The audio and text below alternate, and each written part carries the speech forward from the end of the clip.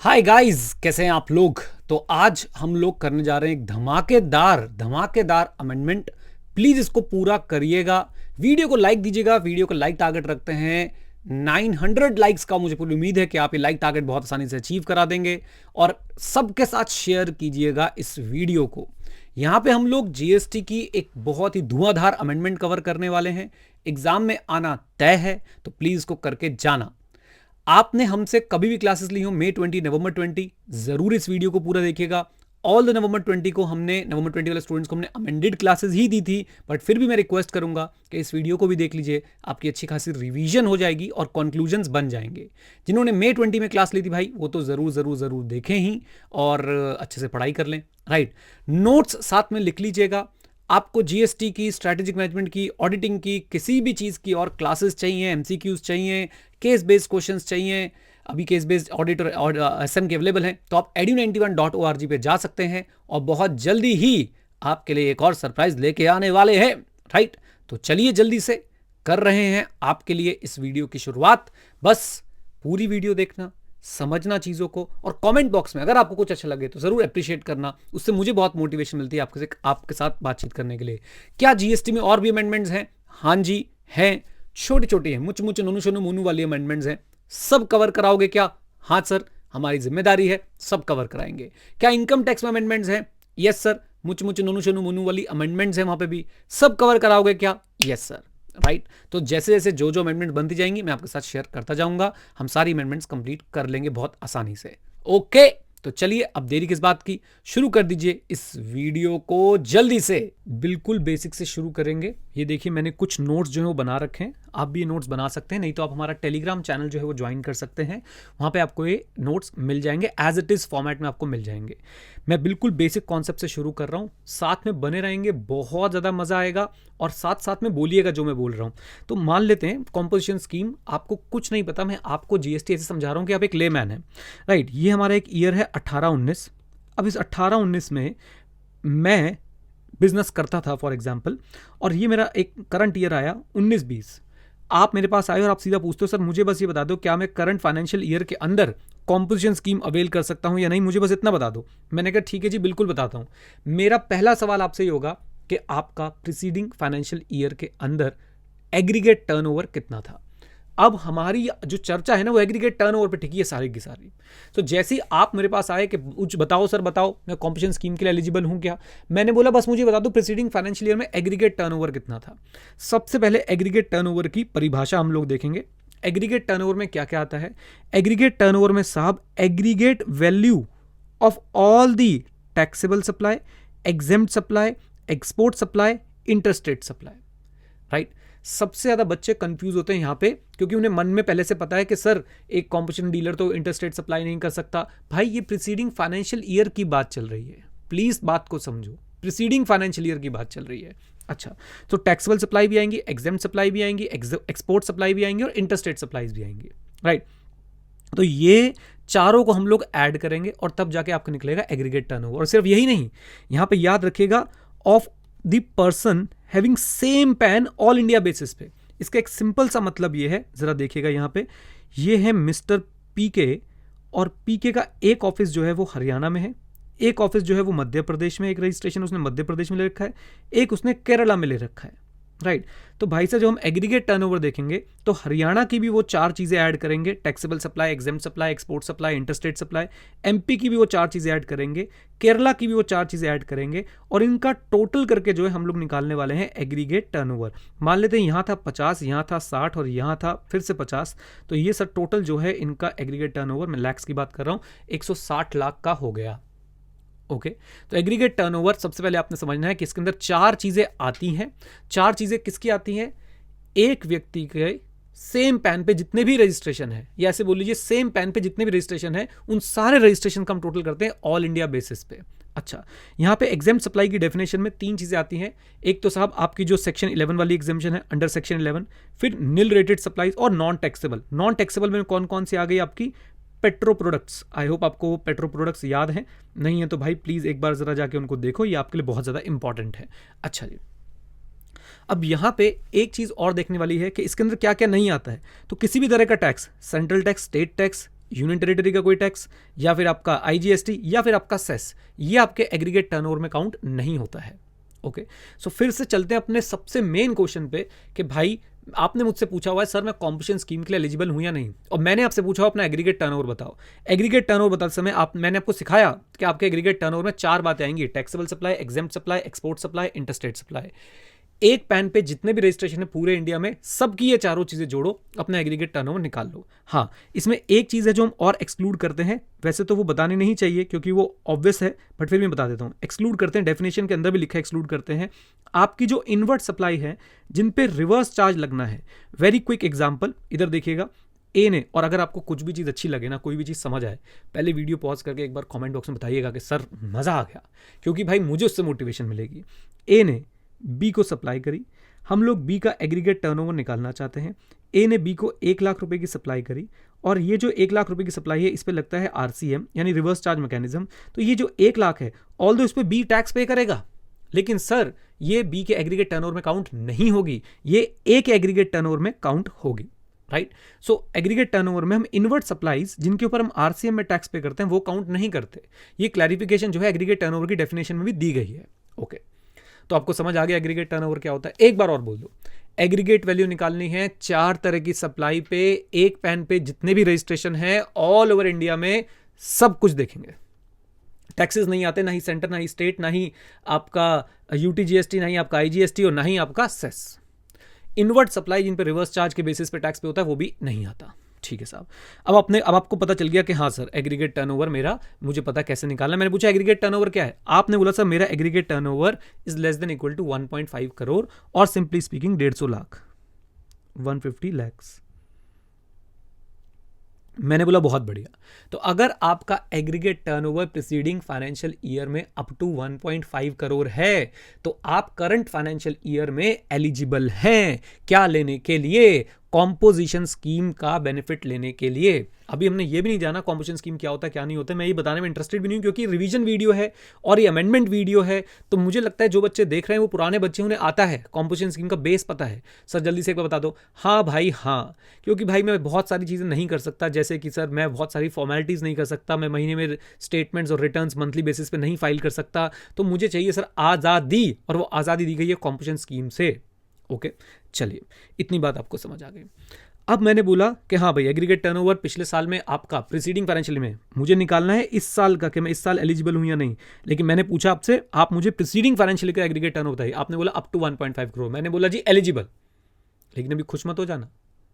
फिर मैंने एक चीज़ आपसे और पूछी, मैंने कहा 1.5 करोड़ तो ठीक है, अपनी ज़रा स्टेट बताना। तो अगर आप इन स्टेट्स में फॉल करते हैं, अगर आप इन स्टेट्स में फॉल करते हैं, इन स्टेट्स में अगर आप लोग फॉल करते हैं, so let me tell you guys, आपके लिए फिर हम उस केस में एग्रीगेट टर्नओवर देखेंगे 75 लाख, यानी अप टू 75 लाख है तो आप एलिजिबल हैं, अदरवाइज आप एलिजिबल नहीं है। 8 स्टेट्स कौन कौन से? Arunachal Pradesh, not Andhra Pradesh, it's Arunachal Pradesh, Mizoram, Meghalaya, Manipur, Nagaland, Sikkim, Tripura and Uttarakhand. याद रखिएगा असम, जम्मू एंड कश्मीर और हिमाचल प्रदेश, ये 3 states all the special category states में आती हैं, लेकिन इनके लिए जो एग्रीगेट टर्नओवर है, जो एग्रीगेट टर्नओवर का क्राइटेरिया है for the purpose of availing composition scheme, वो 1.5 सीआर है। और 8 स्टेट जिनका मैंने नाम लिया, आंध्र प्रदेश, मिजोरम, मेघालय, मणिपुर, नागालैंड, सिक्किम, त्रिपुरा, यूके बोले तो उत्तराखंड, अगर आप इन स्टेट्स में हैं तो आप कॉम्पोजिशन स्कीम तभी अवेल कर सकते हैं जब आपका एग्रीगेट टर्नओवर प्रीसीडिंग ईयर में 75 लाख तक था। ओके, बाकी सब स्टेट्स में अगर आपका टर्नओवर 1.5 करोड़ तक था तो आप जो है क्लेम अवेल कर सकते हैं कॉम्पोजिशन स्कीम। लॉजिक, तो भाई ये स्टेट्स कहती हैं कि भाई हमारे बस की नहीं है कि हम कॉम्पोजिशन स्कीम दे दें बड़े बड़े लोगों को भी, तो इनके हिसाब से इन स्टेट्स के 8 स्टेट्स के हिसाब से लोग बड़े कब हो जाते हैं? जब उनका टर्नओवर 75 लाख से ऊपर निकल जाता है। 75 लाख तक वो छोटे रहते हैं, 75 लाख के बाद वो बड़े हो जाते हैं। हमसे उन्हें प्रॉपर टैक्स चाहिए, अंडर सेक्शन 9 टैक्स चाहिए, अंडर सेक्शन 10 टैक्स नहीं चाहिए। Section 10 deals with composition scheme. Okay, आपने बोला ठीक है साहब, मैंने आपने अपनी स्टेट भी डिसाइड कर ली। आपने बोला सर यहाँ हूँ तो ये है, इनमें हूँ तो ये है, बहुत बढ़िया। मैंने बोला जी बहुत बढ़िया, अभी और कुछ नहीं देखना, सिर्फ और सिर्फ अभी एक वर्ड पे चर्चा करते चलेंगे, वो है एग्रीगेट टर्नओवर। फिर मैंने आपको एग्रीगेट टर्नओवर के बारे में एक और खास बात बताई, और वो खास बात क्या है जरा समझिएगा यहाँ पे, मतलब बहुत सारा सर हम लोगों को आज पढ़ाई करने, तो ध्यान से बैठिएगा बिल्कुल। आपने बोला साहब पिछले साल ना मैंने काम अपना शुरू किया, 1 अप्रैल को मैंने अपना काम शुरू किया था, राइट। और सर जी 20 मान लो 31 जुलाई तक तो मेरा टर्नओवर 20 लाख पहुंचा था। और हम मान के चलते हैं कि सर जिस स्टेट की बात करें वहां पे 20 लाख का थ्रेशोल्ड है, यानी 20 लाख तक रजिस्ट्रेशन नहीं कराना था। तो यहां तक तो मैंने रजिस्ट्रेशन ही नहीं कराया। मैंने रजिस्ट्रेशन कराया अपना 1/8 को, I became liable for registration on 1/8, okay. और उसके बाद जो है मेरा टर्नओवर गया मान लेते हैं 130। तो अब आप मेरे पास आए हैं इस ईयर के लिए कि बताओ सर 19-20 में क्या मैं कॉम्पोजिशन स्कीम ले सकता हूं। मैं फिर से क्वेश्चन यही पूछूंगा, कौन से स्टेट में थे? आपने बोला 8 को छोड़ के किसी और में था। मैंने बोला बहुत बढ़िया। आपने बोला एग्रीगेट टर्नओवर बताओ। अब आप कंफ्यूज हो गए। आपने बोला एग्रीगेट टर्नओवर में क्या बताऊं? क्या मेरा एग्रीगेट टर्नओवर 130 है या मेरा एग्रीगेट टर्नओवर 150 है? समझिए मैंने क्या क्वेश्चन पूछा। अगर इसका आंसर आप दे पाए तो आधी गेम आपके हाथ में आ चुकी है। और इसी से ऐसे ही क्वेश्चन आने वाले एग्जाम में। मैंने आपसे पूछा एग्रीगेट टर्नओवर बताओ, क्या 130 है या 150 है? 130 यहां से यहां तक, 150 यहां से यहां तक। सो इसका जवाब लॉ मेकर्स ने दिया है। और लॉ मेकर्स ने बोला है, लॉ मेकर्स ने बोला है कि साहब आपका टर्नओवर जो है इस केस में माना जाएगा कितना? 150। देखिए कैसे बोली गई है ये बात। आप छोड़िए ना लॉ में कहां लिखा है, वो मैं आपको सब पूरा सेक्शन लास्ट में रीड करा दूंगा। लेकिन अभी के लिए आप ये देखो, supplies from 1/4 to the date when become liable to registration, liable for registration. तो हम ये इंक्लूड करेंगे कि नहीं? आंसर इज येस, बिल्कुल करेंगे साहब, बिल्कुल करेंगे। देखिए 1/4 से 31/7 turnover 20 lakh, became liable for registration on 1/8। From 1/8 to 31 मैंने पहला केस लिखा 130 लाख। तो भाई साहब यहाँ पे आपका eligible for composition scheme yes. Why? क्योंकि आपका aggregate turnover is less than equal to 150, 20 + 130। लेकिन अगर जैसे ही 140 हो गया, अब 140 और 10 को, 140 और 20 को जब हम जोड़ेंगे तो सर यहां पे आ जाएगा no, because aggregate turnover is equal to 160 lakh, which is clearly showing that aggregate turnover is greater than 150 lakh and hence 150 lakh मतलब 1.5 करोड़ एंड हेंस सर आप एलिजिबल नहीं है। तो सिर्फ अभी चर्चा एग्रीगेट टर्नओवर पे कि भाई साहब एग्रीगेट टर्नओवर को ध्यान रखेंगे। एग्रीगेट टर्नओवर में फिर से बोल देता हूं, जब अगर आपका फर्स्ट ईयर चल रहा है तो आपका जब तक रजिस्ट्रेशन नहीं हुआ था वो टर्नओवर भी आपका एग्रीगेट टर्नओवर में काउंट होता है। हाँ जी, वो टर्नओवर भी आपका एग्रीगेट टर्नओवर में काउंट होता है। ओके, अब एग्रीगेट टर्नओवर से रिलेटेड एक और बात, और वो क्या है? देखिए, ऑल्दो हमने भी एग्रीगेट टर्नओवर की डेफिनेशन पढ़ा, 4 चीजें आती हैं, taxable supply, exempt supply, export, interstate. Taxable, exempt, export, interstate. अब एग्जेम्प्ट सप्लाई में मैंने बोला सर जो सेक्शन 11 में एग्जेम्प्ट करी होती है, सेक्शन 11 में सर आपकी एक खास सप्लाई है जिसे एग्जेम्प्ट कर रखा है, और वो है services by way of extending deposit, loan and advances where the consideration is represented by interest और डिस्काउंट। ओके, अब इसके साथ एक प्रॉब्लम है, प्रॉब्लम समझिएगा। मैं आपसे ही पूछता हूं, आप में से किसका बैंक अकाउंट नहीं है? आप में से किसके फादर साहब का बैंक अकाउंट नहीं है? बैंक अकाउंट, पोस्ट ऑफिस में सेविंग्स अकाउंट, एफडीज, ये इतनी कॉमन चीजें हैं, और हम सबको क्या मिलता है? इंटरेस्ट। हम सबको उस पर कुछ ना कुछ क्या मिलता है, चाहे 1 रुपए का मिले, इंटरेस्ट तो मिलता ही है। अब ये इंटरेस्ट जो है एक्चुअली में देखा जाए, अगर बहुत ध्यान से देखा जाए तो दूर दूर तक हमारे बिजनेस से तो कोई रिलेटेड होता नहीं है, लेकिन हम सबको मिलता है।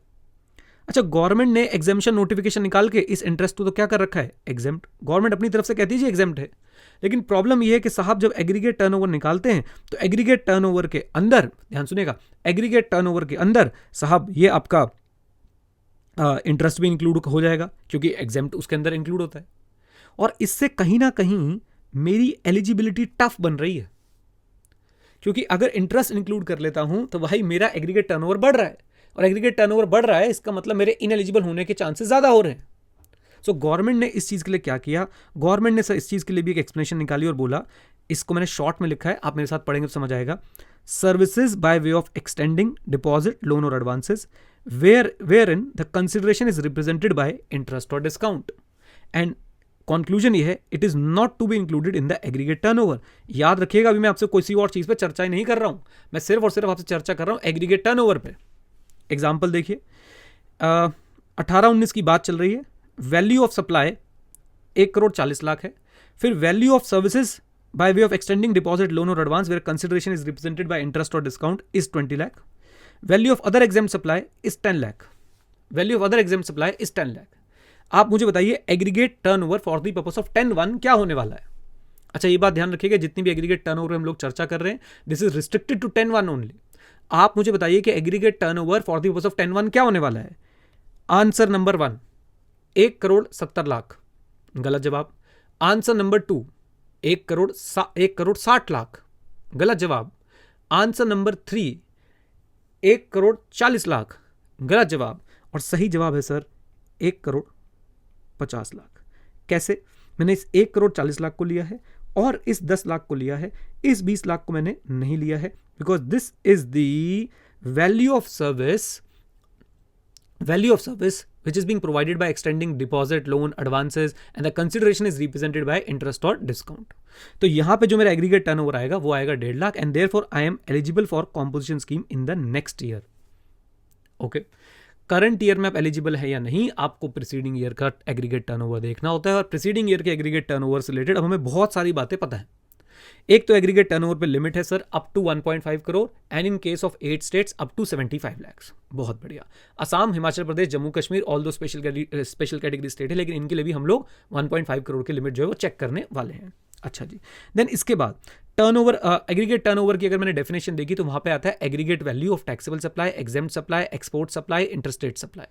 कई बच्चे बोलते हैं सर इंटरस्टेट सप्लाई इसके अंदर क्यों आ रहा है, क्योंकि भाई इंटरस्टेट सप्लाई पिछले साल की देखनी है ना।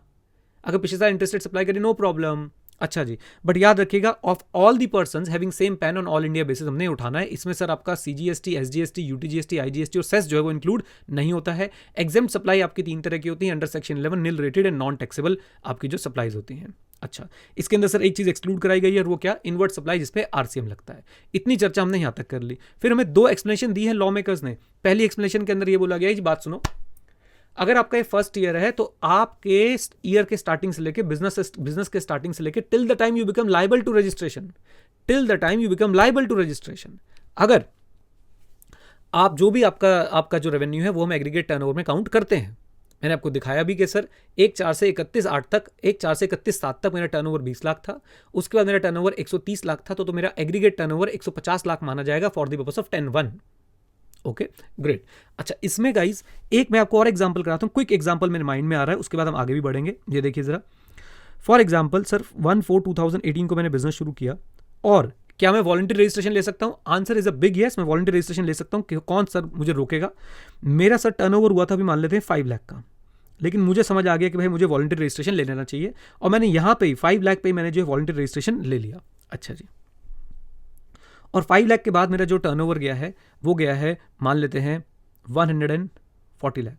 तो मेरा एग्रीगेट टर्नओवर कितना होगा? मेरा एग्रीगेट टर्नओवर सर 145 लाख होगा। मैंने अपने आप रजिस्ट्रेशन ले लिया हो या फिर सर मेरा थ्रेशोल्ड एक्सीड कर गया हो, मैं तो भाई साहब शुरू से अपना टर्नओवर जो है काउंट करने वाला हूं एंड तक, राइट। सो अगर मैं देखूं 1/4/2018 से फॉर एग्जाम्पल 30/4/2018 तक मेरा टर्नओवर जो है मात्र और मात्र 5 लाख रुपए था, लेकिन मैंने वॉलंटरी रजिस्ट्रेशन करा लिया। तो इसके बाद सर मैं जा रहा हूँ 31/3 तक, यहाँ पे जो मेरा टर्नओवर है 140 लाख रुपीज़ का था, तो मेरा एग्रीगेट टर्नओवर सर मैं बोलूँगा कितना है, 145 लाख रुपीज़ का। एंड येस, क्योंकि सर मेरा 145 लाख का टर्नओवर है तो मैं अगले साल की एलिजिबिलिटी के लिए हाँ कह सकता हूँ, प्रोवाइडेड दैट मैं उन 8 स्टेट्स के अंदर नहीं फॉल करता हूँ।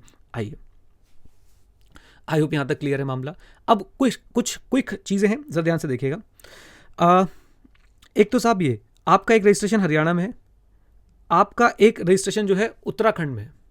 आपको एलिजिबिलिटी देखनी है तो सर आपको मैंने बता दिया कि भाई साहब आपको क्या करना पड़ेगा, आपको दोनों को प्लस करके देखना पड़ेगा, तब जाके आप अपना क्या बताएंगे, एग्रीगेट टर्नओवर। अच्छा, यहां पे एक सिचुएशन क्या बन रही है, यूके जो है वो ऐसा स्टेट है जहां पे सर 75 लाख का लिमिट है 10(1) के हिसाब से, सेक्शन 10 के हिसाब से कॉम्पोजिशन के लिए, और हरियाणा एक ऐसा स्टेट है जहां पे 1.5 करोड़ की लिमिट है। तो अब सवाल उठता है कि अगर सर मुझे एलिजिबल होना है तो मेरा aggregate turnover less than equal to क्या होना चाहिए? इसका जवाब है sir 75 lakh. Most important mark कर लीजिए इसको। कई बार बच्चे कंफ्यूज होते हैं कि साहब 1.5 करोड़ देखूंगा 75, तो आंसर इज 75। यानी आप 8 स्टेट में से कहीं पे भी आपका एक रजिस्ट्रेशन है तो आपका एग्रीगेट टर्नओवर की लिमिट अब 75 लाख रहेगी। और अगर आपका एग्रीगेट टर्नओवर 75 लाख से ऊपर जा रहा है तो आप किसी भी स्टेट में फिर आप कॉम्पोजिशन स्कीम नहीं ले सकते। कॉम्पोजिशन स्कीम का एक रूल याद रखिएगा कि अगर एक स्टेट में आप एक रजिस्ट्रेशन के लिए कॉम्पोजिशन स्कीम ले रहे हैं तो आपके सारे रजिस्ट्रेशन के लिए कॉम्पोजिशन स्कीम मिलेगी, राइट। या तो सबके लिए कॉम्पोजिशन स्कीम लो या किसी के लिए भी कॉम्पोजिशन स्कीम आपको नहीं मिलेगी, ये रूल है आपके लिए। अच्छा जी, आई होप ये बातें समझ आ गई। अभी तक हमने लॉ नहीं पढ़ा, अभी तक तो हम आपको लेमैन की तरह समझा रहे हैं। आपने बोला सर 17 मैंने 18-19 मैंने बिजनेस शुरू किया, 17-18 मेरा बिजनेस ही नहीं था, तो मानेंगे 17-18 में आपका एग्रीगेट टर्नओवर कितना था? 0। आपका एग्रीगेट टर्नओवर हम कितना मान लेंगे? 0।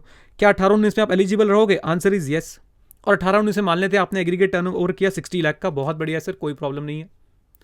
19-20 में ध्यान सुनते जाइएगा, इसी में लॉ बनता जाएगा। 19-20 में क्या आप एलिजिबल हैं? यस, क्योंकि प्रीसीडिंग फाइनेंशियल ईयर 18-19 का एग्रीगेट टर्नओवर कितना था? 60। मैं बिल्कुल एलिजिबल हूं। और इस बार मैंने एग्रीगेट टर्नओवर कितना किया? 150। क्या मैं 20-21 में एलिजिबल हूं? आंसर इज यस, क्योंकि सर अप टू 150 था। और मान रहा हूं आप 8 स्टेट्स में नहीं, 8 स्टेट्स में होते तो 75 लाख वाली लिमिट देखते। एलिजिबल हूं? हाँ बिल्कुल हूं सर। इस बार मैंने एग्रीगेट टर्नओवर किया 160 का। तो जरा ध्यान से देखिएगा, यहां पे सर अप टू 150 तो आप लोग कॉम्पोजिशन स्कीम ले सकते हैं करंट फाइनेंशियल ईयर में, लेकिन जैसे ही 150 से ऊपर जाएंगे सर अगले 10 के लिए अब आपको सेक्शन 9 के अंदर टैक्स पे करना पड़ेगा। मैंने सारी बातें यहां पे लिख भी दी हैं। आपको सेक्शन 9 के अंदर जो है वो टैक्स पे करना पड़ेगा और ये सारी बातें आपको माननी पड़ेगी। You need to pay tax under section 9। आपको टैक्स इनवॉइस इशू करना पड़ेगा, आपको कॉम्पोजिशन स्कीम से बाहर आने की इंटीमेशन देनी पड़ेगी, और अब आप इनपुट टैक्स क्रेडिट भी अवेल कर सकते हैं।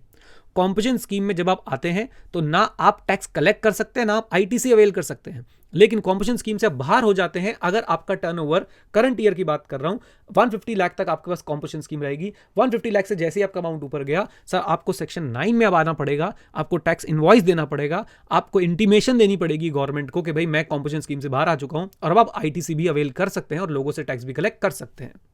अच्छा, एनीवेज अब यहां पे एक बड़ा इंटरेस्टिंग किस्सा है। सर आपका एग्रीगेट टर्नओवर यहां पे हो गया था 60 लाख का, ओके।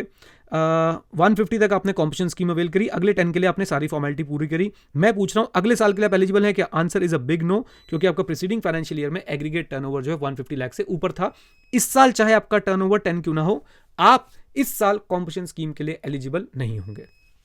अच्छा जी, देन इस साल आपको क्या क्या करना पड़ेगा? वही सारी बात है। इस साल आप इस 10 लाख पे भी सेक्शन 9 में टैक्स पे करेंगे, टैक्स इनवॉइस इशू करेंगे, गवर्नमेंट को इंटीमेशन आपने तभी दे दी होगी जब आप बाहर आ गए थे कॉम्पोजिशन स्कीम से, और अब आप आईटीसी ले भी सकते हैं, लोगों से टैक्स कलेक्ट भी कर सकते हैं।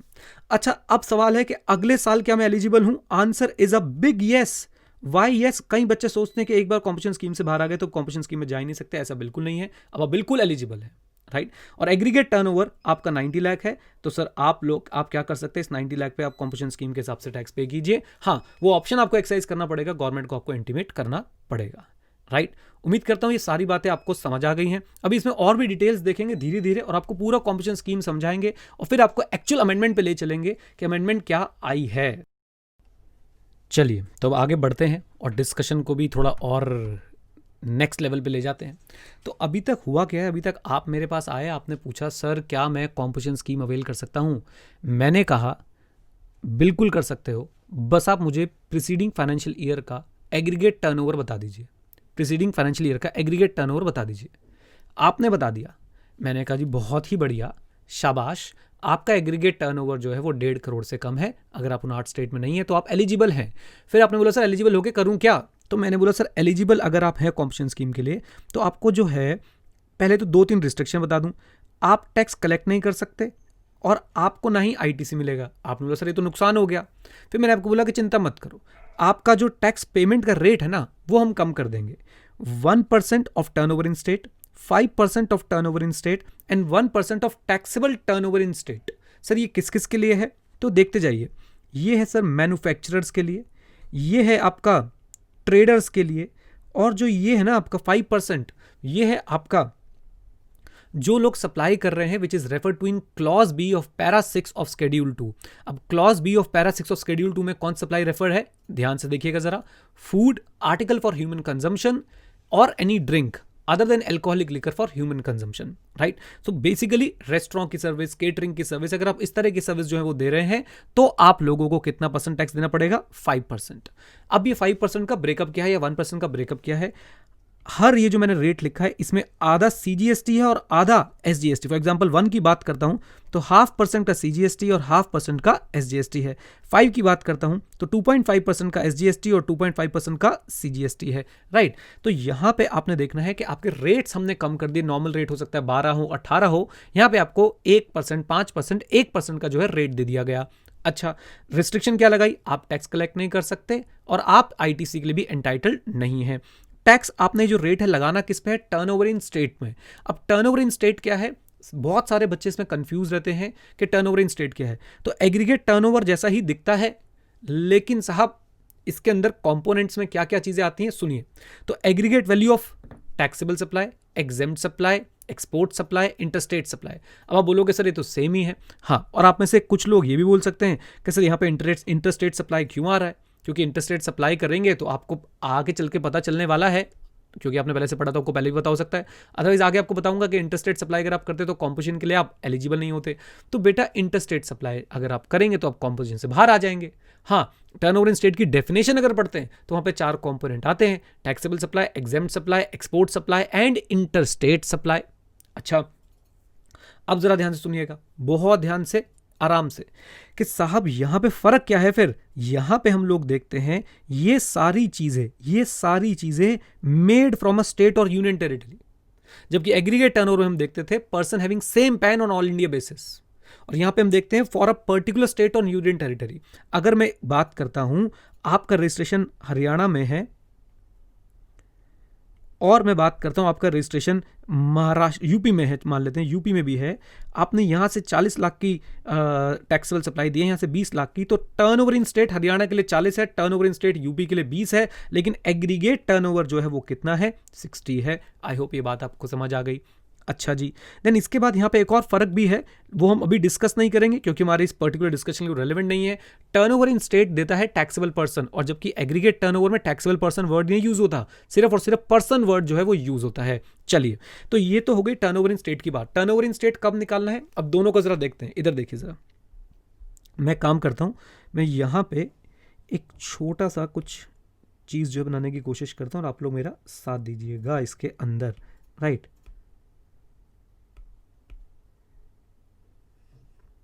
लीजिए, अगर मैं बात करूं गाइज यहां पे एग्रीगेट टर्नओवर और यहां पे बात करूं turnover in state. Aggregate turnover हमें क्यों देखना है? हमें कब का देखना है? प्रीसीडिंग फाइनेंशियल ईयर का। टर्नओवर इन स्टेट हमें कब का देखना है? करंट फाइनेंशियल ईयर का। एग्रीगेट टर्नओवर हम लोग क्यों देख रहे थे? एलिजिबिलिटी निकालने के लिए, right, whether you are eligible और नॉट। और टर्नओवर इन स्टेट हम क्यों देख रहे हैं? टैक्स निकालने के लिए। ओके, एग्रीगेट टर्नओवर की बात अभी हम और भी इनके अंदर जो है डिफरेंस बिटवीन जो है ढूंढने की कोशिश करेंगे, डिफरेंस एंड सिमिलरिटीज दोनों ढूंढने की कोशिश करेंगे। लेकिन याद रखिए, aggregate turnover preceding financial year का, turnover in state current financial year का। एग्रीगेट टर्नओवर एलिजिबल है या नहीं ये देखने के लिए, टर्नओवर इन स्टेट टैक्स देखने के लिए।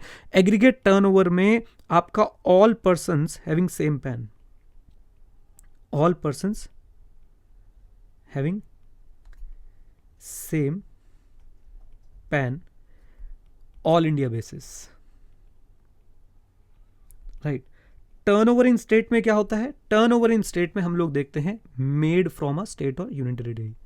सिर्फ एक पर्टिकुलर स्टेट की बात करते हैं, मेड फ्रॉम अ स्टेट और यूनियन टेरिटरी, राइट। अभी और भी आके यहां पे जो हम लोग डिस्कशन करते जाएंगे, अभी वापस चलते हैं। लीजिए, अब टर्नओवर इन स्टेट के लिए कुछ और बातें। टर्नओवर इन स्टेट निकालते समय आपने फिर से इस सर्विस पे जरूर ध्यान देना है, services by way of extending deposit, loan और advances where the consideration is represented by way of interest और डिस्काउंट। ये जो है हम लोग इंक्लूड नहीं करेंगे। गुड हो गया ये तो, not to be included, not to be included for turnover in state as well for paying taxes. ये अच्छी बात है, फॉर पेइंग टैक्सेस, राइट। अब इसको जाके जरा अपनी टेबल में यहाँ पे एंट्री कराते हैं। तो सर यहां पे भी मैं बोलता हूं services by way of extending deposit, loans and advances where as consideration is represented by interest और डिस्काउंट, एक्सक्लूड। वो एग्रीगेट टर्नओवर में भी एक्सक्लूड करनी है, and services by way of extending deposit, loan and advances where the consideration is represented by interest और discount, यहां पे भी एक्सक्लूड करनी है for the purpose of payment of tax. Okay, दोनों में ही अभी तक हमें इसे एक्सक्लूड करने से फायदा हो रहा है। एग्रीगेट टर्नओवर से एक्सक्लूड करने का क्या फायदा हुआ? हम एलिजिबल बन रहे हैं। टर्नओवर इन स्टेट से एक्सक्लूड करने का फायदा क्या हुआ? हम लोगों का टैक्स कम आ रहा है। मैं भी दिखाऊंगा कैसे।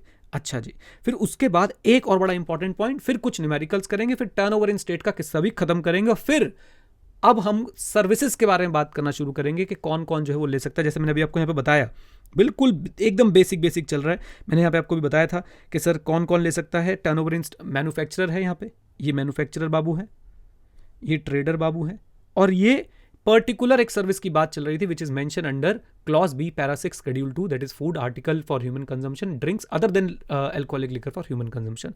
एनीवेज, आइए अभी टर्नओवर इन स्टेट का एक और एस्पेक्ट देखते हैं, और वो एस्पेक्ट क्या है जरा देखिएगा। अब क्या हुआ, आप ये सोचिए कि आप करंट फाइनेंशियल ईयर, ये आपका करंट फाइनेंशियल ईयर है, 1/4 शुरू हो गया फाइनेंशियल ईयर, और 31/7 तक आपका टर्नओवर जो है वो 20 लाख रुपए रहा था। 1 अगस्त को आप लाइबल हुए रजिस्ट्रेशन के लिए, क्योंकि थ्रेशोल्ड से ऊपर गया। मैं मान रहा हूं आप उस स्टेट में थे जहां पर रजिस्ट्रेशन के थ्रेशोल्ड 20 लाख था। वैसे 10, 20, 40, 3 होती है, उम्मीद करता हूं आपको ये पता है। मैं उस स्टेट की बात कर रहा हूं कि जिसमें 20 लाख था। आप लाइबल टू रजिस्टर हुए, आपने कॉम्पोजिशन स्कीम ऑप्ट कर ली, सर रजिस्ट्रेशन करवाया और आपने कॉम्पोजिशन स्कीम ऑप्ट कर ली। क्या ये कर सकते हैं? बिल्कुल, रजिस्ट्रेशन फॉर्म में लिख दीजिए सर मुझे कॉम्पोजिशन स्कीम चाहिए, मतलब फिल करते समय बता दीजिए। अब aggregate turnover of preceding financial year कितना एज्यूम करेंगे आप? मैं बोलता हूं आपका नया बिजनेस था, aggregate turnover preceding financial year हो गया 0। अब आप करंट ईयर के लिए टर्नओवर इन स्टेट बताएं, करंट ईयर के लिए आप टर्नओवर इन स्टेट बताएं। मैं सिर्फ और सिर्फ आपसे ही बात पूछना चाहता हूं, फोन कट कर दो मेरा। हाँ, मैं सिर्फ आपसे बात पूछना चाहता हूं कि साहब ये जो है ना, अब आपके पास 2 ही ऑप्शन है, या तो आपका टर्नओवर इन स्टेट जो है वो होगा 150 लाख का, या आपका जो टर्नओवर इन स्टेट है वो हो सकता है 130 लाख। आपने दोनों में से एक चूज करना है। और टेक्निकली लॉ मेकर ने इस बात को कैसे बोला, ये देखिए, supplies from first day of April of a financial year up to the date when such person become liable for registration. आगे आप बताएंगे इज टू बी एक्सक्लूडेड और इंक्लूडेड, उसी के हिसाब से जो है मामला डिसाइड होने वाला है। ओके, सो अब आप देखिए डाउट क्या है सर, यहां पे आप टैक्स कितने पे पे करोगे? अगर आप बोलते हो टर्नओवर इन स्टेट मेरा 150 है तो 150 पे टैक्स पे करोगे, टर्नओवर इन स्टेट 130 है तो 130 पे टैक्स पे करोगे। सवाल ये है कि साहब सिंपल सा सवाल है, ये टर्नओवर मुझे बता दीजिए, ये इंक्लूड होगा या एक्सक्लूड होगा? Turnover from the first day of the April of the financial year till the date when you become liable for registration. So मेरा आंसर ये है sir, excluded, will be excluded. बात हो गई सर यहां पे खत्म, and therefore my turnover in state will be 130। Okay, इस बात को एक्सप्लेनेशन के थ्रू बताया गया और लॉजिकल भी है। अगर मैं बोल दूं 150 तो आप तो यार कॉम्पोजिशन स्कीम लेने के पाप चढ़ा रहे हो हमारे ऊपर। अगर मैं बोल दूं 150 तो कॉम्पोजिशन स्कीम लेने का पाप चढ़ गया। क्यों चढ़ गया? मुझे इस 20 लाख पे भी टैक्स देना पड़ेगा, जबकि सर तब तक तो मैं थ्रेशोल्ड ही क्रॉस नहीं कर रहा था। अब जरा इस चीज को यहां पे अगर रख के देखें हम लोग कि भाई साहब जो लैंग्वेज लिखी थी, ये बात हमने एग्रीगेट टर्नओवर के लिए भी पढ़ी थी, मैं आपको बता दूं। एग्रीगेट टर्नओवर में चीजें इंक्लूड होती थी। देखिए, supply from 1/4 to the date when he become liable to registration, ये चीज भी हम यहां पे ऐड कर देते हैं। From 1/4 to date when he become liable to LTR, liable to registration, 1/4 to date when he become liable to registration. यहां आ जाता है एक बड़ा इंपॉर्टेंट फर्क, ये होती है सर इंक्लूड एग्रीगेट टर्नओवर में, और ये होती हैं साहब एक्सक्लूड।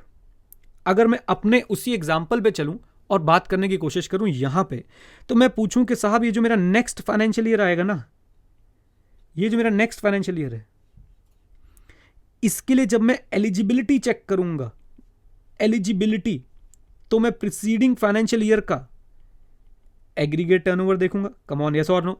और प्रीसीडिंग फाइनेंशियल ईयर का एग्रीगेट टर्नओवर में ले क्या होगा? 150 होगा साहब। जब मैं नेक्स्ट फाइनेंशियल ईयर के लिए एलिजिबिलिटी चेक कर रहा हूं तो मैं प्रीसीडिंग फाइनेंशियल ईयर का एग्रीगेट टर्नओवर देखूंगा, और एग्रीगेट टर्नओवर में ये 20 लाख इंक्लूड होंगे। जबकि जब मैं इसे करंट फाइनेंशियल ईयर से मान लूं और करंट फाइनेंशियल ईयर में मैं टैक्स पे करने के लिए टर्नओवर इन स्टेट निकाल रहा हूं, तो भाई साहब ये 20 लाख जो है वो इंक्लूड नहीं होगा। लीजिए, तो टर्नओवर इन स्टेट से रिलेटेड अभी हमने क्या क्या चीजें पढ़ी। सबसे पहले टर्नओवर इन स्टेट आया कहां से? आप मेरे पास आए, आपने बोला सर मैं एलिजिबल हो गया हूं। मैंने बोला बहुत बढ़िया। फिर आपने बोला बताओ सर क्या करना है? मैंने बोला टैक्स पे करना है। टैक्स कैसे पे करना है? As a percentage of turnover in state. आपने बोला टर्नओवर इन स्टेट बताओ। मैंने कहा टर्नओवर इन स्टेट में आती तो वही 4 चीजें हैं, taxable supply, exempt supply, export supply, और साथ साथ में अपना इंटरस्टेट सप्लाई। हाँ, बस ये मेड फ्रॉम वन स्टेट और यूनियन टेरिटरी होती है, बाय अ टैक्सेबल पर्सन होती है। क्या सर इसमें वो इनवर्ट सप्लाई और आरसीएम वाली बात आएगी? बिल्कुल सर, जैसे inward supply RCM aggregate turnover में नहीं आता था, वैसे ही inward supply RCM turnover in state नहीं आता। ये बात भी क्यों ना हम वहां पे जाके लिख दें, जब टेबल बनी रही है तो बहुत ही बढ़िया सी बन जाएगी। इनवर्ड सप्लाई आरसीएम एक्सक्लूड और ऐसे ही यहाँ पे inward supply RCM exclude, same है सर ये बात दोनों के अंदर। अगर मैं दोनों के कंपोनेंट्स की बात करूं तो वो भी लिख देते हैं। दोनों के कंपोनेंट्स की बात करूं तो यहां पे भी सर आपका taxable supply, exempt supply, export supply और साथ साथ में आपका इंटरस्टेट। ऐसे यहां पे टैक्सेबल, एक्सपोर्ट और आपका एग्जेम्प्ट, एक्सपोर्ट सप्लाई और इंटरस्टेट, राइट। यहां बस याद रखिएगा साहब, और भी बातें लिख सकता हूं, मेड फ्रॉम अ स्टेट और union territory, taxable person, by a taxable person. पूरा पोस्टमार्टम हो जाएगा भाई साहब ये तो। ओके अच्छा जी, चलिए अब आपने पूछा हाँ सर बताओ टर्नओवर इन स्टेट का क्या करना है। मैंने टर्नओवर इन स्टेट का एक परसेंटेज पे करना है आपने, 1% of turnover in state if you are manufacturer. This 1% is 0.5% CGST, 0.5% SGST। फिर 5% of turnover in state if you are providing the services mention in clause B of para 6 of schedule number 2 and that service is service of food, article for human consumption और drink other than alcoholic liquor for human consumption, basically restaurant services. और अगर आप trader हो तो मैंने आपको बोला कि आपने टर्नओवर इन स्टेट में सिर्फ टैक्सेबल पोर्शन उठा के पे करना है। सर ये समझा दो हमें। हाँ बेटा ये बहुत इंटरेस्टिंग है, बहुत मजा आएगा इसको समझने में। जरा ये देखिएगा, ये है हमारे पीके भैया। अब पीके भैया की मैं आपको करंट ईयर की हालात बता रहा हूं, करंट ईयर की एक कॉम्प्रिहेंसिव सा क्वेश्चन बना लेते हैं। जरा देखिएगा, पीके के करंट ईयर की बातचीत कर दें। 1/4 को इन्होंने बिजनेस शुरू किया है, 31 जुलाई पे इनका टर्नओवर जो है 20 लाख से एक्सीड कर गया। He become liable to registration, और इन्होंने सर यहाँ पे रजिस्ट्रेशन लिया और साथ साथ में कॉम्पोजिशन स्कीम ऑप्ट कर ली, नो प्रॉब्लम एट ऑल।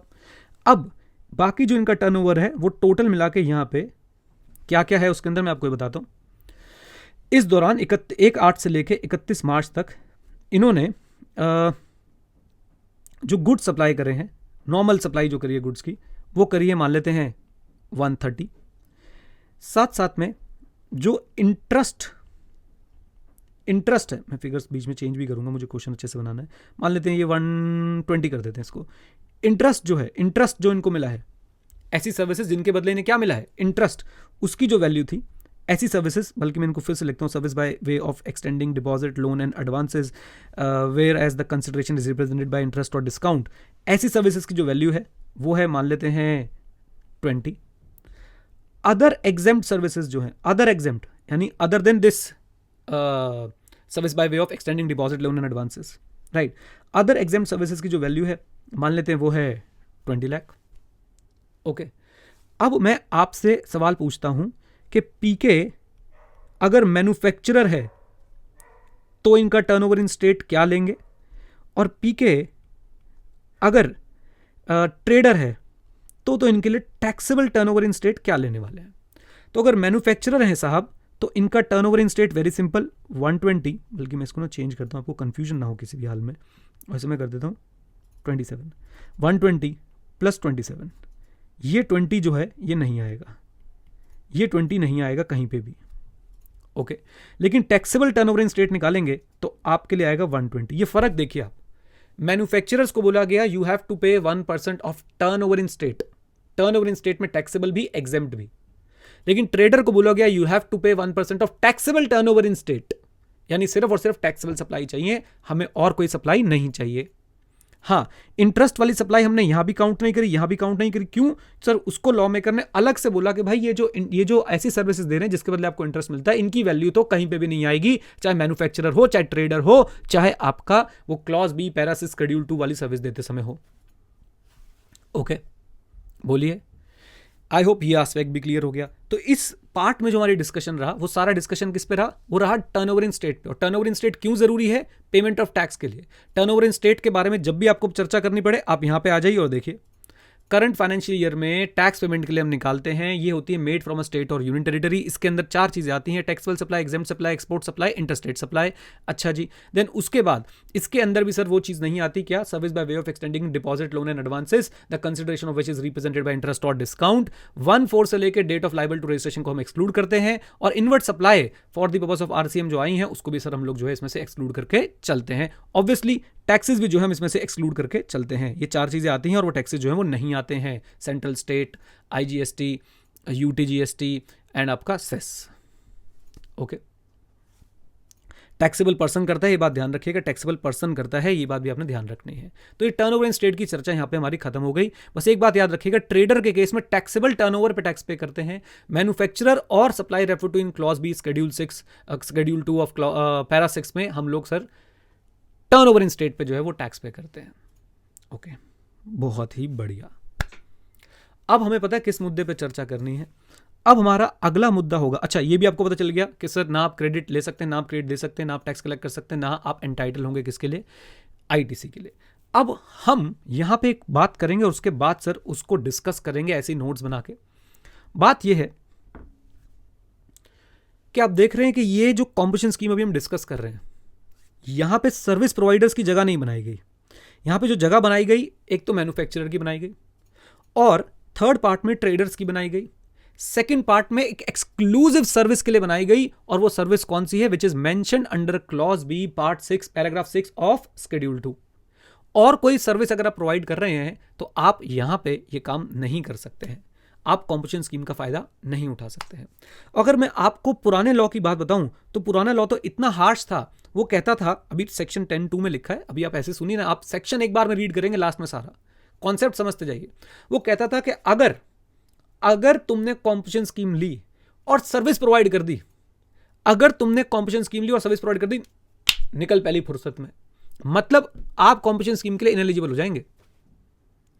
आप कॉम्पिटिशन स्कीम के लिए इनएलिजिबल हो जाएंगे, सेक्शन 9 लग जाएगा आपको, रजिस्ट्रेशन आपका पहले से था क्योंकि कॉम्पिटिशन स्कीम रजिस्टर्ड पर्सन ले सकता है। सेक्शन 9 लग जाएगा, आपको इनवॉइस इशू करना पड़ेगा, गवर्नमेंट को इंटीमेट करना पड़ेगा, क्रेडिट अवेल कर सकते हो जैसे ही आपने सर्विस दी। अब आप इसकी प्रॉब्लम समझिए, इससे प्रॉब्लम क्या हुई, आप इधर देखो जरा, ये हैं हमारे पीके भैया, पीके भैया का एसी का शोरूम है मान लेते हैं, राइट। और ये हमारी विनीता दीदी, सुंदर, सुशील, सलीम एंड तरीम। विनीता दीदी ने एसी के शोरूम से एसी मंगवा लिया और बोला कि पीके भैया इसको इंस्टॉल भी करा दो। अब पीके ने इंस्टॉल भी करा दिया, एसी गया तो गुड्स गए। पीके खुश था, कॉम्पिटिशन स्कीम ले सकता हूं, ट्रेडर हूं। लेकिन जैसे इंस्टॉलेशन कराई सर, सर्विस चली गई, और सर्विस चली गई तो भाई साहब उड़ गए तोते मित्रा दे, क्योंकि जैसे सर्विस गई आप इनएलिजिबल हो गए। कम ऑन, यस और नो। और इसी के साथ सर आपको कॉम्पिटिशन स्कीम से निकल पहली फुर्सत में कर दिया गया। अब यहां पे गवर्नमेंट जागी, थोड़ा लेट जागी, और गवर्नमेंट ने सेक्शन 10 के अंदर अमेंडमेंट करी। क्या अमेंडमेंट करी कि आप लोग मैन्युफैक्चरर, ट्रेडर्स और आपके ये केटरिंग वाले लोग जो आपका क्या बोलते हैं उसे, clause B of para 6 of schedule number 2 में आते हैं, आप लोग लिमिटेड सर्विसेज प्रोवाइड कर सकते हैं। और वो लिमिटेड सर्विस पे हम लोग डिस्कशन करेंगे और फिर हम लोग एक जो नया जो मेन अमेंडमेंट है उस पर चलेंगे। अभी तक तो समझ लो आपकी पुरानी कॉम्पिटिशन स्कीम ही चल रही है मित्रों, ये जितना रायता फैला हुआ है, राइट। तो अब हम एक काम करते हैं, हम अब अपने सर्विस वाले पार्ट पे डिस्कस करते हैं, जो लिमिटेड सर्विस प्रोवाइड करने की छूट दे दी गई है कॉम्पिटिशन स्कीम लेने वालों को। इसके बाद हम लोग न्यू कॉम्पिटिशन स्कीम में चलेंगे और न्यू कॉम्पिटिशन स्कीम में हम देखेंगे जो ऐसा कह सकते हैं, लूजली ऐसा कह सकते हैं, लेकिन ऐसा पक्का पूरा एकदम कॉन्क्रीटली मत बोलिएगा, लूजली ऐसा कह सकते हैं कि सर्विस प्रोवाइडर्स के लिए है, राइट। तो पहले चलते हैं और देखते हैं कि इसी सेक्शन में, इसी पार्ट में हमें क्या लिमिटेड सर्विस प्रोवाइड करने की अपॉर्चुनिटी जो है वो दी गई है। आइए जल्दी से मेरे साथ अब बात कर लेते हैं सर्विसेज के बारे में। तो मैंने आपको एक घटना दिखाई थी कि भाई साहब ये लोग जो हैं ये कॉम्पोजिशन सप्लाई कॉम्पिटिशन स्कीम लेने से भी बहुत ज़्यादा कतराते थे। क्यों कतराते थे? क्योंकि इनको भाई साहब यहाँ पे जो है सर्विस देने से मना कर रखा था। तो गवर्नमेंट ने अमेंडमेंट करी और अमेंडमेंट करके क्या कहा, अमेंडमेंट करके गवर्नमेंट ने कहा कि सर आप कुछ सर्विसेज जो है प्रोवाइड कर सकते हो। तो लीजिए, ये है वो पार्ट जहाँ पे मैं सर्विसेज के बारे में बात करने वाला हूँ। मोस्ट इंपॉर्टेंट मार्क करिएगा। और सिर्फ यही अमेंडमेंट नहीं है, अभी तो एक और अमेंडमेंट है जो आप लोगों ने पढ़नी है। सो supply of service by persons taking benefit of section 10 subsection 1, यानी कि जो हमारी अभी तक बेसिक कॉम्पोजिशन स्कीम चल रही है वो 10 सबसेक्शन 1 में है। जो लोग 10 सबसेक्शन 1 की कॉम्पोजिशन स्कीम का बेनिफिट ले रहे हैं, अब वो सर्विस भी प्रोवाइड कर सकते हैं साथ में। यानी कि आप मैन्युफैक्चरर हैं, आप जो है फूड वाली सर्विस दे रहे हैं, आप जो है ट्रेडर हैं, तो आप भी जो है सर्विस दे सकते हैं साथ में, कोई मनाही नहीं है। लेकिन उसके लिए गवर्नमेंट ने एक मैक्सिमम वैल्यू फिक्स कर दी कि आप मैक्सिमम कितनी सर्विस दे सकते हैं। और वो मैक्सिमम वैल्यू निकालने का तरीका है 10% of turnover in state in the preceding financial year. Preceding financial year का एग्रीगेट टर्नओवर देखते थे इस साल की एलिजिबिलिटी के लिए। प्रीसीडिंग फाइनेंशियल ईयर का टर्नओवर इन स्टेट का 10% देखेंगे इस साल की सर्विसेज की वैल्यू के लिए। अभी एग्जांपल भी करेंगे। और ₹5 lakh whichever is hire this should be the amount. चलिए एक दो एग्जांपल्स करते हैं, बहुत आसानी से क्लियर हो जाएगा। एग्जाम्पल करने से पहले एक जबरदस्त क्लैरिफिकेशन फिर से, और वो है किसको लेके, वो है सर आपके service by way of extending deposit, loan और advances where the consideration is represented by interest और डिस्काउंट। इसको सर हमने turnover in state for the preceding financial year से एक्सक्लूड करना है। अब इसका इंपैक्ट क्या होगा जरा वो देखते हैं एग्जाम्पल के थ्रू। तो प्रीसीडिंग फाइनेंशियल ईयर में आपने जो गुड्स की सप्लाई करी थी वो थी 70 लाख रुपए की। फिर आपने जो ऐसी सर्विसेज की सप्लाई की थी जिसकी कंसिडरेशन में आपको इंटरेस्ट और डिस्काउंट मिलता है वो थी 40 लाख रुपए की। तो कुल मिला के अगर मैं देखूं तो आपका टोटल मिला के जो अमाउंट आ रहा था वो आ रहा था 1,10,00,000। अब अगर मैं इसी पे बहुत सारी चर्चा करूं, मुझे आप ये बताइए प्रीसीडिंग करंट फाइनेंशियल ईयर के लिए, वैल्यू ऑफ सर्विस तो बाद में देखूंगा, मुझे बताओ करंट फाइनेंशियल ईयर के लिए मैं एलिजिबल हूं या नहीं? करंट फाइनेंशियल ईयर के लिए मैं एलिजिबल हूं या नहीं? आंसर इज यस, मैं एलिजिबल हूं कॉम्पोजिशन स्कीम के लिए। ऑन द फर्स्ट नोट मैं एलिजिबल हूं। क्यों? क्योंकि सर मेरा टर्नओवर प्रीसीडिंग फाइनेंशियल ईयर में एग्रीगेट टर्नओवर कितना था? 1,10,00,000 बोलोगे या 70 लाख बोलोगे? आंसर इज 70 लाख, क्योंकि एग्रीगेट टर्नओवर से भी आपकी उन सर्विसेज की वैल्यू हमने हटा दी है for the purpose of composition scheme, जहां पे आपको इंटरेस्ट और डिस्काउंट मिलता है। तो मैं एलिजिबल तो था। अब मैं करंट फाइनेंशियल ईयर में कितने की सर्विसेज दे सकता हूं, मैं करंट फाइनेंशियल ईयर में कितने की सर्विस दे सकता हूं, वो निकालने के लिए मुझे एक फॉर्मूला लगाना पड़ेगा। 10% of the turnover in state in the preceding financial year. 10% of turnover in state in the preceding financial year. और प्रीसीडिंग फाइनेंशियल ईयर में मैं टर्नओवर इन स्टेट क्या लूंगा? मेरा आपसे सवाल है, क्या मैं इसको चूज करूं या मैं इसको चूज करूं? सो अगर बेनिफिशियल देखूं, बेनिफिशियल एसएससी के लिए, तो ये बेनिफिशियल है साहब, ये बेनिफिशियल है, इसको चूज करना बेनिफिशियल है। क्यों? जब मैं 1,10,00,000 का 10% निकालूंगा तो वो 11 लाख आएगा, और जब मैं 70 लाख का 10% निकालूंगा तो वो 7 लाख आएगा। ऑब्वियसली अगर मैं सर्विस प्रोवाइड कर रहा हूं और मैं ज्यादा लेवल की सर्विस प्रोवाइड करना चाहता हूं तो मैं क्या करूंगा? मैं 1,10,00,000 का जो है सर्विस का 10% निकालूंगा। लेकिन लॉ मेकर ने बोला देखो भाई देखो, आओ जरा ले चलें तुम्हें उस टेबल पे, नदिया के उस पार। ये देखो, हमने हर जगह पे आपसे क्या बोला? हमने बोला कि साहब आपकी एलिजिबिलिटी निकालने के लिए भी हम ये सर्विस एक्सक्लूड करेंगे, आपका टैक्स निकालने के लिए भी हम ये सर्विस एक्सक्लूड करेंगे। अब हम आपको एक बेनिफिट दे रहे हैं कि आप कुछ सर्विस प्रोवाइड कर सकते हो, और अब आप अगर ये कहोगे कि सर अब वो सर्विस एक्सक्लूड मत करो, तो ये बात सही नहीं होगी। रूल ऑफ एस्टॉपल, आपके लिए हमने प्रीसीडिंग फाइनेंशियल ईयर का एग्रीगेट टर्नओवर देखते समय एक्सक्लूड कराया। आपके लिए हमने करंट ईयर में टर्नओवर इन स्टेट में परसेंटेज जो है टैक्स निकालते समय हमने उसको हटवा दिया। अब हमारे लिए आप एक काम करें, जब आप लोग वैल्यू ऑफ सर्विस निकाल रहे हैं तो वैल्यू ऑफ सर्विस निकालते समय भी आप इसको कंसिडर जो है नहीं करेंगे। एंड अल्टीमेटली मैं ये कहना चाहूंगा कि ये ना हो कि 70 लाख का हम लोग 10% निकालेंगे और 7 लाख और 5 lakh whichever is higher, तो ऑब्वियसली 7 लाख तक की मैं सर्विसेज जो है करंट फाइनेंशियल ईयर में प्रोवाइड कर सकता हूं अंडर कॉम्पोजिशन स्कीम। मैंने एक एग्जांपल और बनाया है नीचे आप लोगों के लिए, ये देखिए एग्जांपल 2। प्रीसीडिंग फाइनेंशियल में मेरी टैक्सेबल सप्लाई थी 70 लाख, एग्जाम सप्लाई थी 40 लाख, और फिर से मैंने एक चीज लिखी कि साहब वो वाली एग्जाम सप्लाई जहां पे मुझे इंटरेस्ट और डिस्काउंट मिल रहा था वो थी 30 लाख। यानी कि मैं टोटल अगर सप्लाई की वैल्यू देखूं, टोटल सप्लाई की वैल्यू, तो 1,10,00,000 और 30 लाख यानी 1,40,00,000। अब आप मुझे बताइए, मेरी कुछ बातें जरा सोच के मुझे यहां पे बताइए। पॉइंट नंबर 1, क्या मैं करंट फाइनेंशियल ईयर में एलिजिबल हूं? Answer is yes, very much yes, मैं एलिजिबल हूं। क्यों? क्योंकि मेरा प्रीसीडिंग फाइनेंशियल ईयर का aggregate turnover is less than equal to 1.5 crore. But मैं आपसे पूछना चाहता हूं कितना था, कितना था? तो आप बोलोगे सर टैक्सेबल सप्लाई और एग्जाम सप्लाई को ऐड कर दूंगा, यानी कि 1,10,00,000 का मेरा टर्नओवर था। ये मेरे एग्रीगेट टर्नओवर में नहीं आती है while calculating the eligibility criteria. तो मेरे लिए यहां पे मैं लिखूंगा कि my aggregate turnover was equal to ₹1.10 CR। Okay, अब मैं आपसे पूछ रहा हूं कि करंट फाइनेंशियल में वैल्यू ऑफ सर्विस कितनी दे सकता हूं? तो आपको फॉर्मूला तो पता है, 10% ₹5 lakh whichever is higher. 10% of what? 10% of turnover in state. और turnover in state excluding service by way of extending loan, deposit or advance, the consideration of which is represented by interest or discount, and therefore here we come 1 crore 10 lakh यानी 1.10 करोड़, और obviously इसका 10% निकलेगा 11 लाख, तो 11 लाख और 5 lakh whichever is higher, तो मैं 11 लाख की जो है सर्विसेज प्रोवाइड कर सकता हूं। उम्मीद करता हूं इन दोनों एग्जाम्पल से आपको काफी ज्यादा क्लैरिटी आई। ओके, एक बार उस टेबल पे और चलते हैं और देख के आते हैं साहब कि क्या क्या कार्यक्रम हमने यहां मचा दिया।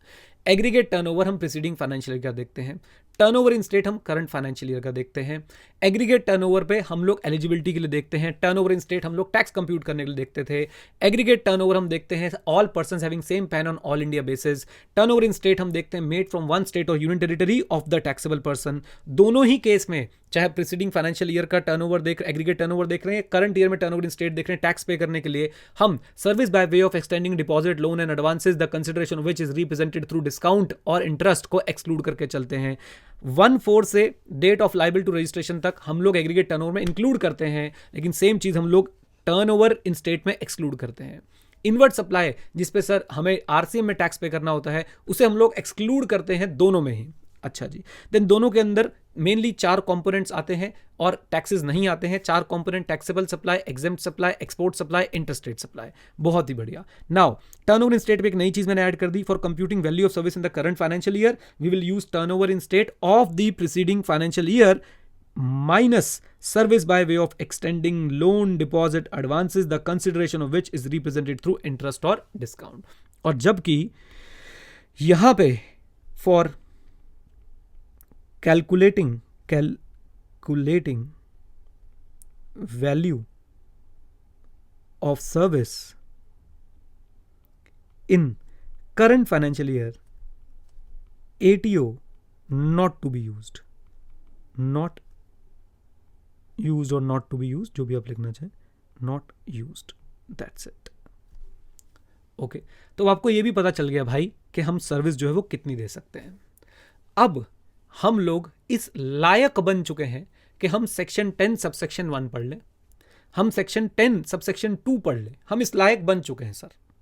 ओके, तो अब हम लोग 10(1) और 10(2) की रीडिंग देने की कोशिश करेंगे। चलिए साहब चलते हैं 10(1) और 10(2) की रीडिंग देने के लिए। तो ये रहा चार्जिंग सेक्शन का चैप्टर आपके सामने, और इसी चैप्टर में हम लोग पढ़ते हैं सेक्शन नंबर 10। और सेक्शन नंबर 10 की अगर मैं बात करता हूं तो वो डील करता है कॉम्पोजिशन लेवी से।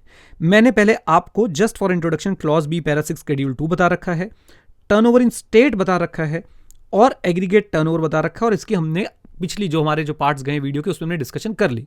Now let's start section 10 subsection 1, और इसको हम रीड करेंगे और जो बीच की निटी-ग्रिटीज हैं उससे भी डील करेंगे।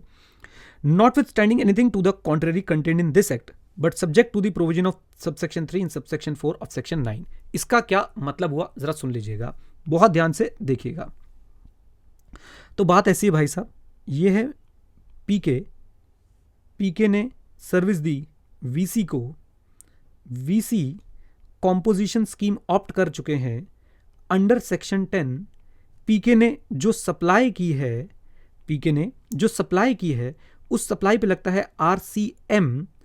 अब वीसी कह रहा है कि भाई मैं तो कॉम्पोजिशन स्कीम वाला हूं, मैं आरसीएम में कुछ पे नहीं करूंगा।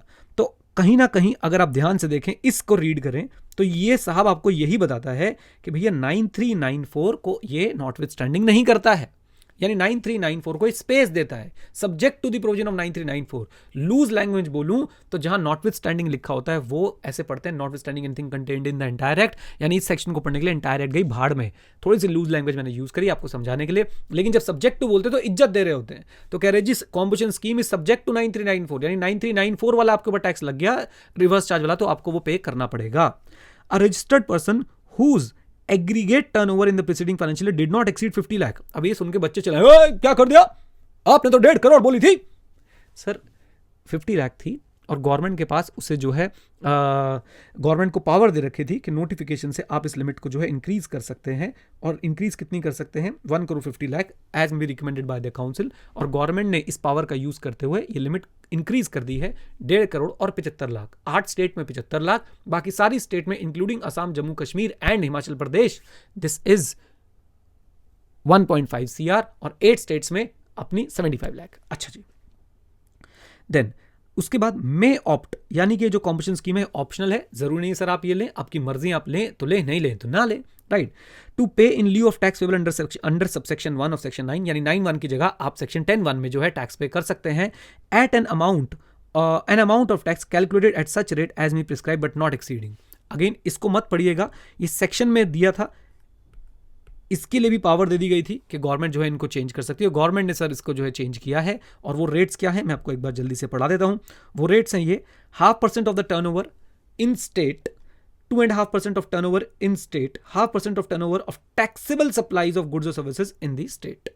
अब जरा ध्यान से सुनिएगा मेरी बात को, यहां पे गाइस क्या है, 0.5% मैंने बोल रखा है आपको, 0.5% ये सीजीएसटी की बात चल रही है, हाफ और हाफ कितना हो गया 1, 2.5% सीजीएसटी की बात चल रही है, 2.5 और 2.5 कितना हो गया 5, 0.5% फिर से बात चल रही है, हाफ और हाफ कितना हो गया सर हमारा 1।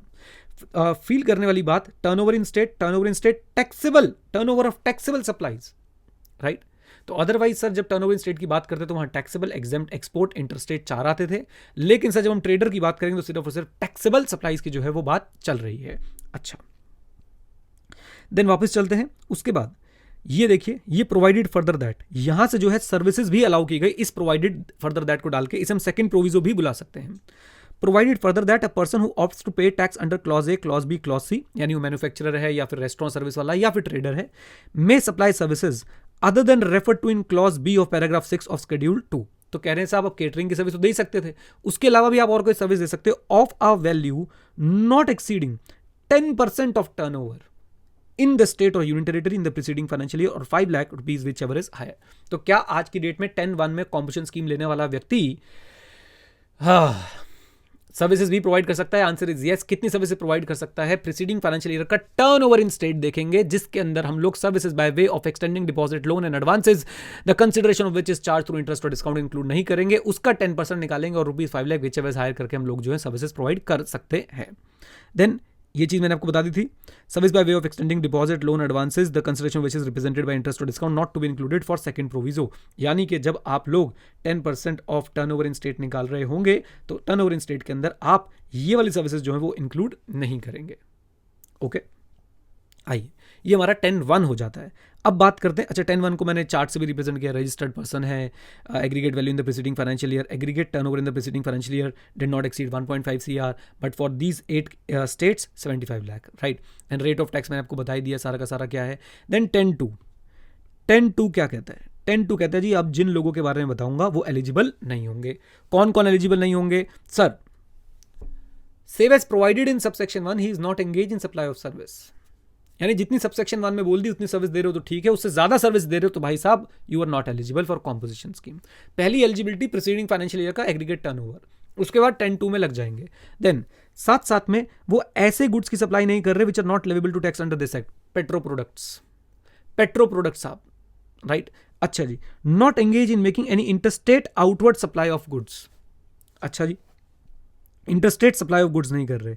नॉट एंगेज इन मेकिंग हमारे सिलेबस में नहीं है, जो ईसीओ के थ्रू सप्लाई कर रहे हैं वो भी एलिजिबल नहीं है अगर उनका टैक्स कलेक्ट होता है अंडर सेक्शन 52। साथ ही साथ में वो मैन्युफैक्चरर नहीं है उन गुड्स का जो गवर्नमेंट ने नोटिफाई कर दी है, उन गुड्स का जो गवर्नमेंट ने नोटिफाई कर दिए हैं। अच्छा जी, ओके। 10(2) के लिए जो गुड्स नोटिफाइड है वो है ice cream and other edible ice whether और not containing cocoa, pan masala, tobacco and manufactured tobacco substitutes. इसके अंदर भी गाइस एक अमेंडमेंट है, और अमेंडमेंट क्या है मैं आपको जो है एक बार दिखाने की कोशिश करता हूं जल्दी से कि अमेंडमेंट क्या आई है। लीजिए, अमेंडमेंट ये आई है साहब कि इसके अंदर एक गुड और ऐड कर दिया गया है, और वो गुड कौन सा है जरा देख लीजिए। Aerated water basically carbonated water. मुझे लगता है साहब जो सोडा की बात यहां पे चल रही है, कई लोग इसे मिनरल वाटर भी बोल रहे हैं, मैंने इस पर रिसर्च नहीं किया इतना ज़्यादा। मुझे लगता है सर एडिटेड वाटर ये होता है जब सर आप उसके अंदर हवा, गैस, कार्बोनेटेड उसको जब कर देते हैं तब। एनीवेज चलिए, तो ये हमारी सर एक अमेंडमेंट यहाँ पे कवर हो जाती है भाई, बहुत इंपॉर्टेंट कि एडिटेड वाटर भी जो है ऐड हो गए इस लिस्ट में। पहले ice cream and other edible ice whether और not containing cocoa, pan masala और all goods, tobacco and manufacture goods substitute, ये सारे वहाँ पे आते थे। और अब जो है, अब यहाँ पे साहब आपके लिए एक चीज़ और ऐड हो गया, वो है एडिटेड वाटर्स, राइट। अच्छा जी, देन उसके बाद अगर आपकी मल्टीपल रजिस्ट्रेशन और एक में आपने कॉम्पिटिशन स्कीम ली है तो सर सब में आपको जो है कॉम्पिटिशन स्कीम लेनी पड़ेगी। ओके, यहां तक मैंने आपको काफी अच्छे से अब समझा दिया। अब देखिए रूल 5 वगैरह में सर एज सच कोई बड़े चेंज नहीं है। 10-3, 10-4, 10-3, आप 10-3 मानिए, मेरी बात हम कवर कर चुके हैं। मैंने आपको बताया था कि करंट फाइनेंशियल ईयर में अगर आपका टर्नओवर 1.5 सीआर से ऊपर निकल जाता है तो अगले दिन से आपको क्या क्या करना पड़ेगा, 9(1) में आपको टैक्स पे करना पड़ेगा, आपको टैक्स इनवॉइस इशू करना पड़ेगा, गवर्नमेंट को इंटीमेट करना पड़ेगा, और साथ साथ में आप जो है इनपुट टैक्स क्रेडिट ले सकते हैं। इवन जो इनपुट टैक्स क्रेडिट आपके पास है कहां पे, आप इवन जो इनपुट जो आपके पास रखा हुआ है, इवन जो कैपिटल गुड आपके पास रखा हुआ है एज ऑन दी डेट, जिस डेट पे आप लोग जो है कॉम्पोजिशन सेक्शन 9 में जा रहे हैं, आप वो उसका भी जो है आईटी से अवेल कर सकते हैं। एक बार सेक्शन 18 जरूर पढ़ लीजिएगा इस रिस्पेक्ट में। सेक्शन 18 उसकी मैंने रिवीजन वीडियो बना के डाल दी है, प्लीज सर्च कीजिएगा एक बार, section 18 revision video Neeraj Arora, तो आपको मिल जाएगी। अच्छा जी, देन 10(4) भी सर हमारे लिए कुछ काम का नहीं है। हम पहले ही पढ़ चुके हैं कि सर ना आप टैक्स कलेक्ट कर पाएंगे और ना ही आप आईटीसी एंटाइटल होंगे आईटीसी लेने के लिए।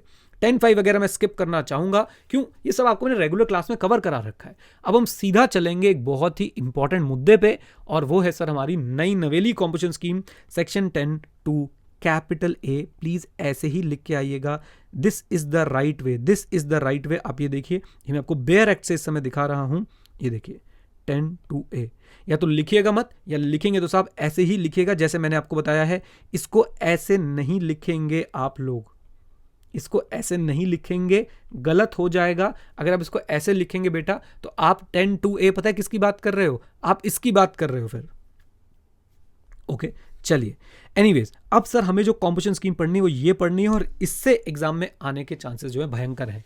क्या सर अब हमें उतना ही समय लगने वाला है जितना हमें अभी तक लगा? बिल्कुल भी नहीं, ये बहुत आसान रहने वाली है। ये जो हमने मेहनत करी है ना, उस मेहनत का फल आपको ये पढ़ते समय जो है वो मिलने वाला है, राइट। इसमें ऑलमोस्ट आपको सारी बातें पता है, ऑलमोस्ट आपको सारी बातें पता है, आपको घबराने की कोई भी दूर दूर तक जरूरत नहीं है, राइट। सिर्फ और सिर्फ ये पढ़ने के बाद हमारा पूरा का पूरा गेम जो है वो कंप्लीट हो जाता है कॉम्पोजिशन स्कीम की अमेंडमेंट का। और ये क्वेश्चंस वगैरह मैंने आपको सब क्लास में तो मैंने डिस्कस करे हुए हैं, आप लोग भी सर एक बार जो इसको देख सकते हैं। चलिए अब हम 10(2)A पे बात करना शुरू करते हैं। आ जाओ जी, 10(2)A पे बात करना शुरू करते हैं कि ये जो है किससे डील करता है, राइट। नया सेक्शन आया है, पहले इसका बैकग्राउंड दे दूं। पहले यही काम सरकार ने नोटिफिकेशन 2/2019 के थ्रू किया था। May 20 वाले स्टूडेंट्स के पास जो क्लासेस थी उसमें 2/2019 पढ़ाया गया था। नवंबर 20 वालों के पास जो क्लासेस थी उसमें 10(2)A ही पढ़ाया गया है। ऑल्दो मैंने ऑब्जर्व किया कि काफ़ी सारे टीचर्स ने मे वाली क्लासेस ही नवंबर वाले बच्चों को दे दी थी। जीएसटी में भी हमने ऐसा नहीं किया था, हमने मे के लिए अलग क्लासेस थी, नवंबर के लिए अलग क्लासेस। तो मे में 2/2019 था, नवंबर में हमने 10(2)A ही पढ़ाया है।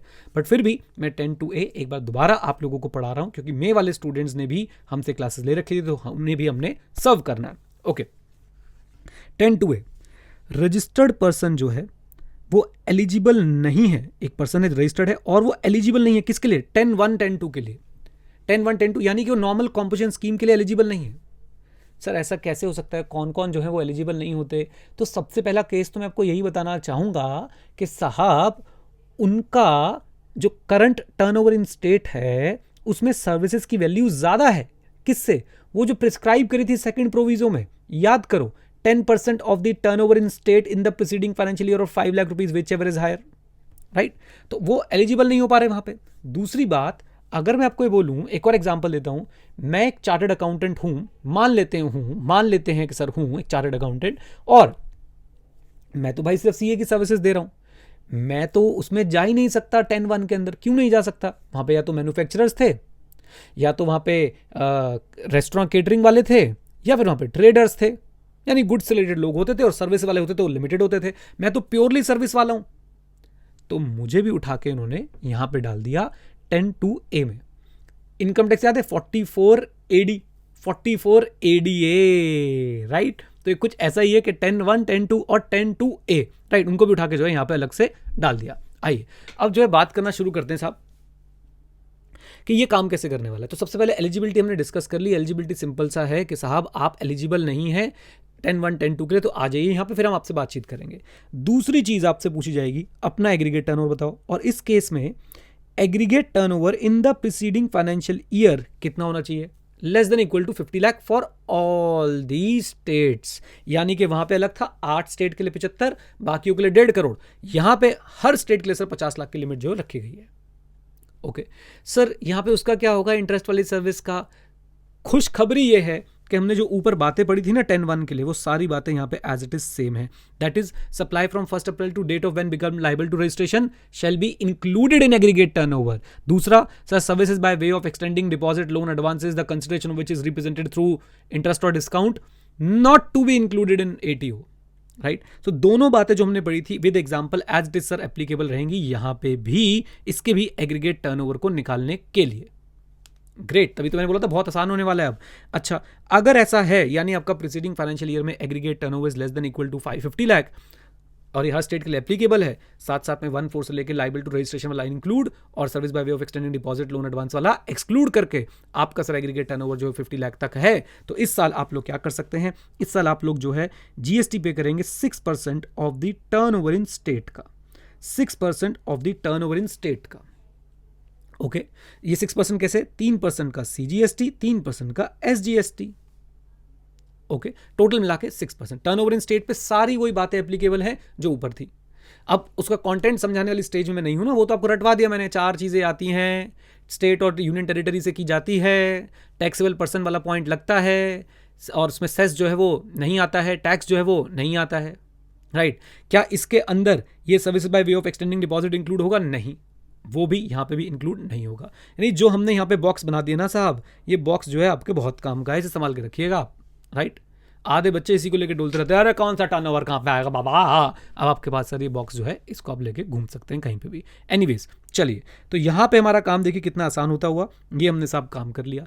देन इसके बाद 10(2)(a) के अंदर ही बोला गया कि कुछ लोग हैं जो, या बल्कि ऐसे बोल लीजिए अगर वो लोग ये काम कर रहे हैं, एक तो 10(1) में वो एलिजिबल नहीं थे, आ जाओ जी हमने एग्रीगेट टर्नओवर चेक कर दिया, टैक्स बता दिया, फिर कहते हैं लेकिन अगर आप ये काम कर रहे हो तो आप 10(2)(a) में भी नहीं टिक सकते. यानी कि आप ऐसी सप्लाई कर रहे हो जिस पे टैक्स लेवी नहीं होता. पेट्रो प्रोडक्ट्स याद रखिए एग्जांपल के तौर पे. आप इंटरस्टेट आउटवर्ड सप्लाई कर रहे हो गुड्स और सर्विस का. यहाँ एक बहुत इंपॉर्टेंट पॉइंट है जो आपने ध्यान रखना है. 10(1) के लिए भी और 10(2)(a) के लिए भी एग्जाम में इसमें क्वेश्चन भी आया हुआ है. ये देखिए जरा एग्जाम्पल देखिएगा, बहुत इंपॉर्टेंट है, बहुत इंपॉर्टेंट. ये है कौन? अब तो आपको समझ आ गया होगा, पीके हो गया. ये है पीके. अब पीके ने क्या करा, पीके ने कॉम्पोजिशन स्कीम ले रखी है, चाहे 10(1) वाली चाहे 10(2)(a) वाली. ये जो सप्लाई करता है, मान लेते हैं पीके हरियाणा में ही है और पीके हरियाणा टू हरियाणा ही सप्लाई करता है, क्योंकि हरियाणा टू कहीं और करेगा तो फंस जाएगा, कॉम्पोजिशन स्कीम वापस देनी पड़ जाएगी.